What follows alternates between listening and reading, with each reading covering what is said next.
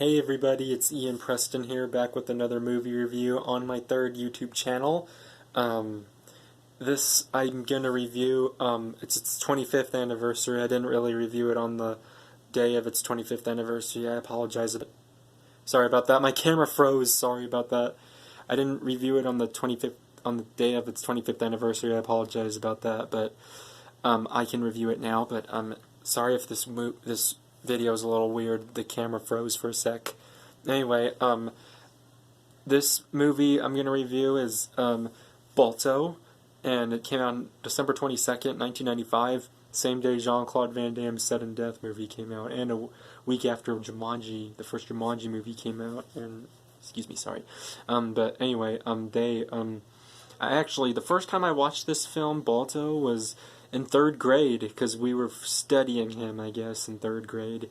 But anyway, I'm going to review this movie, and Kevin Bacon is in it, so is, I can't remember her first name, but her last name is Fonda, I know, and then Bob Hoskins, Jim Cummings, and Phil Collins. Anyway, the film starts out with an elderly woman and her granddaughter and her little dog named Blaze.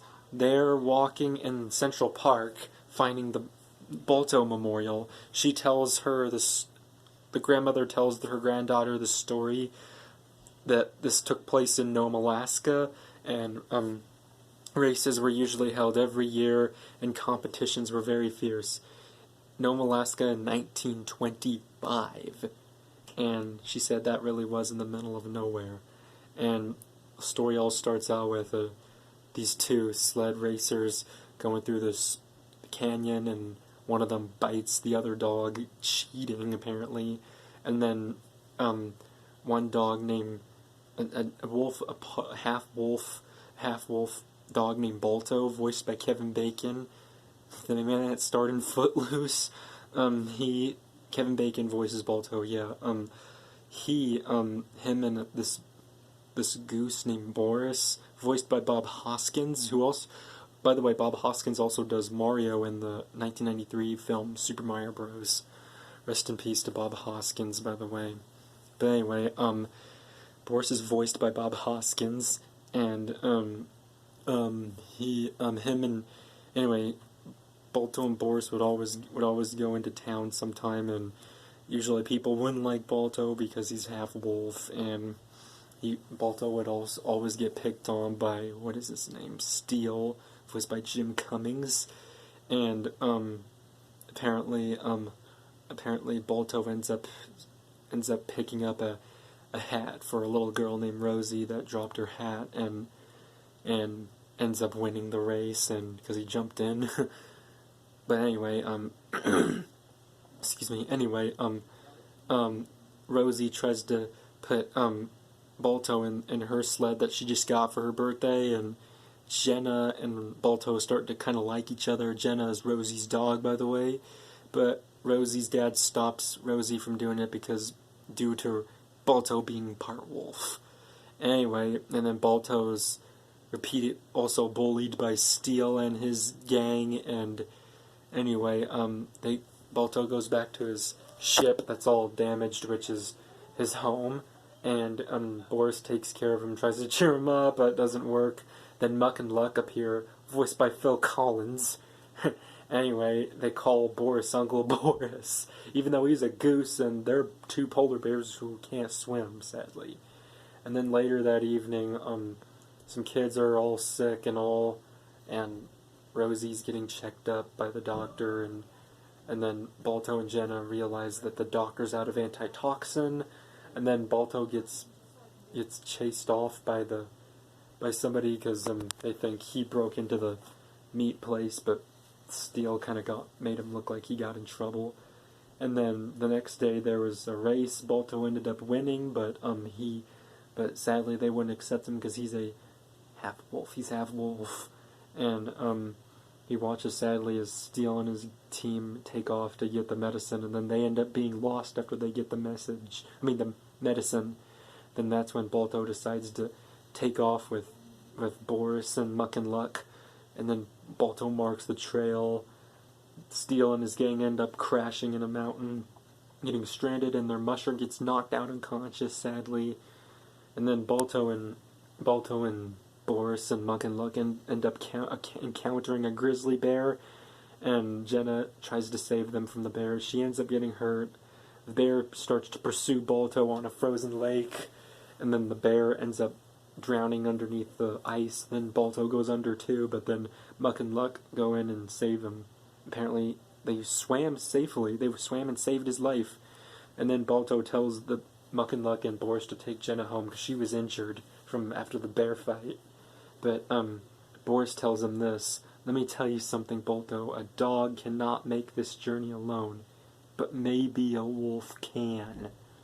But anyway, Balto heads off. He starts running on the frozen lake. But anyway, he finds Steel and his gang. Steel's team wants to help. Steel's team wants Balto to help them, but Steel doesn't want Balto to help for some reason, because he's telling them that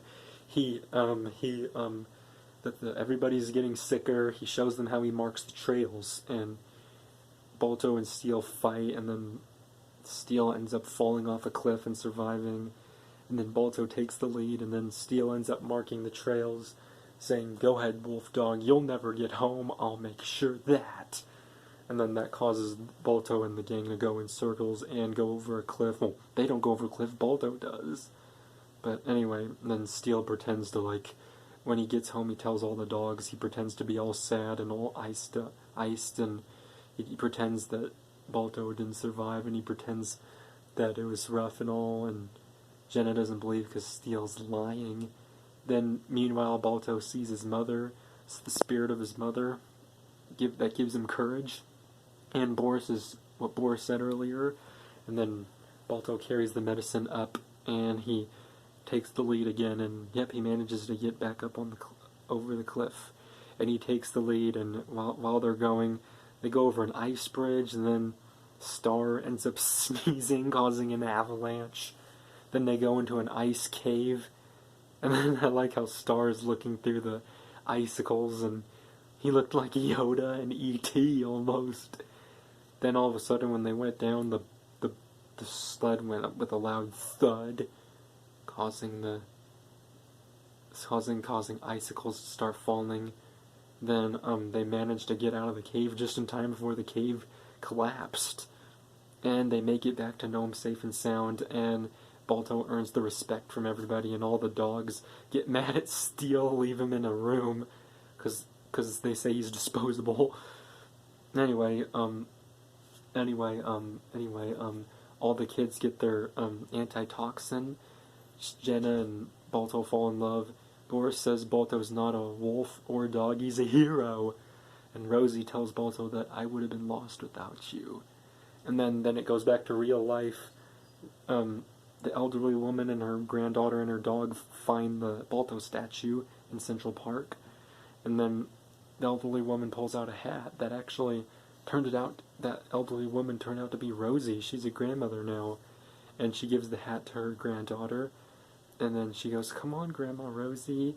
And then Rosie looks at the Balto statue and says, "Thank you, Balto. I would have been lost without you." And then the film ends with the Balto statue just standing proud in the sunlight. Anyway, it was great movie, but I don't know if it did well at the box office, but yeah, this is its 25th anniversary. I'll rate it a 10 out of 10, like I always rate all my movies a 10 out of 10, but anyway, thank you guys for watching. Be sure to like and subscribe for more of these reviews and any of the reaction videos I do on this review channel, as always, and I will see you guys in the next review video or reaction review video on this review channel. Anyway, peace out, I love y'all, and have a safe New Year's Eve.